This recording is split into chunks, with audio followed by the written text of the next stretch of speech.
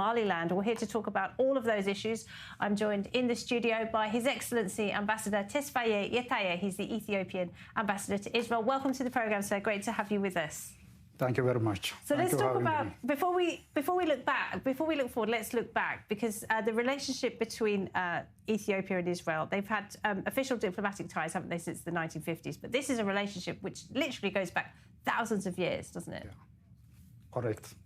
As you have rightly indicated, Ethiopia and Israel have long-standing historic relations, which dates back 3,000 years ago, when the Queen of Sheba visited King Solomon of Jerusalem, and after she also bore a child with from King Solomon, and that child, the name of that time child was Abimelech.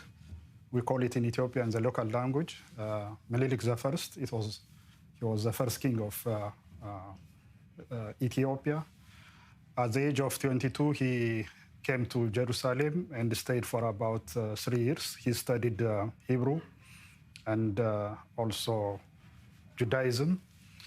And he came after 3 years. He asked his father, King Solomon, to go back to his country, Ethiopia. King Solomon gave him the Ark of the Covenant, and together with a number of people who could assist him. And then the first people-to-people relationship between Ethiopia and Israel started from that ancient, more than 3,000 years ago. So still it is vibrant. That is the history in short. And that's part of the reason we have the wonderful Ethiopian community here in Israel today. That's right. We have around 175,000 Ethiopian Jews here in Israel, and they are very good at bridging the relationship between our two countries, and they are participating in various economic, social, and whatever aspects of Ethiopia. They are visiting their ancestors' land, the place where their ancestors were living. So in general, it is fantastic for the relationship between our two people-to-people relations. Yeah. And fascinating to see the culture span across so many centuries. Well, let's fast forward to the modern day, because Ethiopia has just inaugurated the Grand Ethiopian Renaissance Dam, and that was inaugurated just last month. Now, this is key, isn't it, to Ethiopia's economic development? Absolutely. As you rightly indicated, on 9 September 2025, Ethiopia inaugurated the Grand Ethiopian Renaissance Dam. And it is a big dam in Africa and one of the biggest in the world. It can generate about 5,150 megawatts of electricity. So having electricity or energy is very good for the economic development. It will contribute a lot for the economic development, not only for Ethiopia, but also for the neighboring countries as well. Currently, Ethiopia is supplying energy to Djibouti, to Kenya, and to Sudan. And in the very near future, there will be a power supply, energy supply agreement, power selling agreement already signed between Ethiopia and Tanzania. So it will expand. So it means a lot. More than 45% of Ethiopian population, especially who are living in the countryside, are not getting or accessing electricity. So when this is added into the national grid for the energy, those people will be finally connected. Yeah, they will be connected, and that will help boost the economy. It will boost the economy. Electricity means everything now. It is in everyday life. Yeah. For having that, it means a lot for the economic development. Absolutely. And Egypt, of course, is very unhappy about this, and they've made some pretty serious threats to Ethiopia about this dam. They didn't want the dam to be opened in the first place. Are you worried about that, about the Egyptians and the conflict with them? Because, I mean, they've been doing things like recently they hosted talks with the president of Ethiopia's longtime foe, Eritrea. I mean, are you worried about the threats from the Egyptians? We are not worried as such, but let me put some context to this question. First and foremost, Ethiopia is the source of the Blue Nile, which is a major tributary to the river Nile, the longest river in the world. 86% of the Nile water is coming from Ethiopia, and Ethiopia contributes 86%. to the flow of the Nile, while Egypt is contributing 0 to the flow of Nile. But ironically, Egypt is claiming to have monopoly on this Nile water.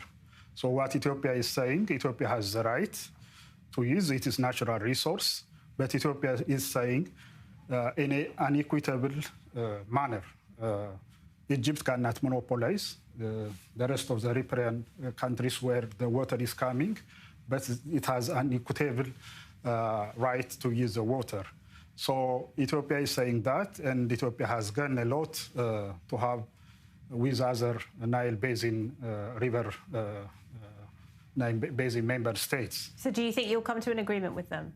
Well, for the last couple of years, a lot of negotiations have been taking place under the auspices of the African Union, and there is a tripartite negotiation among the countries like Sudan, Egypt, and Ethiopia. So far, meaningful results have not been yet achieved, but Ethiopia is still... well, the dam's been inaugurated now. The dam is inaugurated, and Ethiopia's intention is the dam should be the source of cooperation rather than confrontation and conflict and kind of that. But Ethiopia always saying, let us have a win-win situation without resorting to kind of destabilization or unwanted things like conflict or whatever. We've seen there's enough conflict going on already in this part of the world, isn't there? Of course. There's a lot of change in the strategic Horn of Africa region right now. And one of the biggest sources of excitement right now is that there might be independence for Somaliland. Where does Ethiopia stand on that? Would Ethiopia recognize an independent Somaliland? Well, Ethiopia is always trying to have a peaceful, stable Horn of Africa region. Ethiopia wants us to have the Horn of Africa to be integrated economically, interdependence as far as development is concerned. So any stable situation, any peaceful situation that leads us to development and prosperity is what Ethiopia is aspiring to come. So Ethiopia accepts stability, prosperity, development, regional economic integration, and the kind of that help us to alleviate the people from poverty and to lead meaningful and... Are there any talks going on with Hargeisa at the moment about the potential for independence? Because Somaliland say, look, we want to be part of the modern world, we're democratic, we want to prosper, we want to be part of the region, whereas Somalia right now is an absolute, basket case of a country, frankly, isn't it? Overrun with terrorism. Do you think it's in Ethiopia's interest to work more closely with Somaliland? We are closely working with Somaliland. We are closely working with Somalia to fighting the terrorism. Al-Shabaab is there, and Ethiopian troops are on boot in Somalia. For the last 2 decades, Ethiopian troops are fighting the Al-Shabaab. Now, what worries us is Al-Shabaab is going to have a relation, a cooperation, a kind of that with the Houthi. So if that is, we are working not this kind of thing to happen. Are there any signs of that happening already? Yeah, there are some intelligence kind of, cooperation and tacit cooperation kind of that. But still we are watching closely, not only Ethiopia, but other concerned states are also looking at it. So that should not be allowed, and terrorism should not be allowed to become strong and create havoc in the region. So that is Ethiopia's interest. A strong Somalia, Somaliland, Djibouti, Ethiopia, Kenya is important for the region. A peaceful and prosperous region, absolutely. Yeah. Ambassador, thank you very much indeed. Thank you very much. Thank you.